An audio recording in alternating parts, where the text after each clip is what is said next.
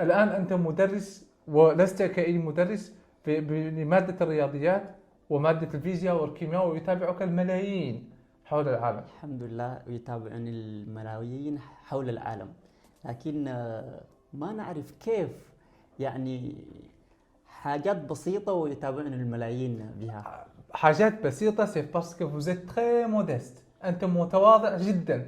Merci beaucoup. أنا je suis un professeur, j'enseigne les mathématiques et j'enseigne la physique. Et lorsque je vois vos vidéos, je dis mon Dieu, quand est-ce que je vais pouvoir faire quelque chose comme ça? Pendant le Covid, les écoles ont fermé leurs portes.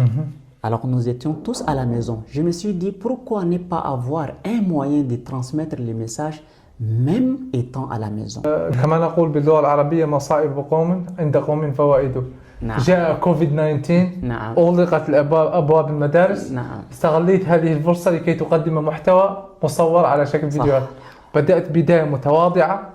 صح. والآن ما شاء الله وصلت إلى هذه الأرقام بشيفر ما شاء الله كبيرة. نعم. Mais il y a un an, on a vu beaucoup de sociétés qui s'intéressent à l'enseignement en ligne. Beaucoup de professeurs qui veulent commencer à faire des vidéos en maths, en physique, en anglais et en français. Quels sont les conseils que vous avez pour ces profs? Est-ce que c'est possible d'enseigner tout en ligne ou non? Et quels sont les conseils que vous avez? Alors, pour tous les profs qui sont toujours à la méthode classique, et je pense qu'un jour, ils n'auront plus rien à enseigner puisqu'ils doivent retourner vers le monde digital. Il suffit juste d'un téléphone, d'un microphone et puis peut-être un tableau pour commencer. Et ça va vraiment changer la manière dont on enseigne maintenant. Le digital, je vous dis que c'est l'avenir. Aujourd'hui, il y a un exemple déjà concret.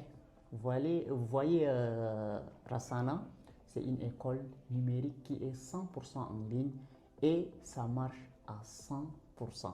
Pour ceux qui n'ont pas encore essayé Rasana, s'il vous plaît, venez essayer. Pourquoi vous avez choisi YouTube et TikTok pour enseigner? لماذا اخترت اليوتيوب والتيك للتدريس؟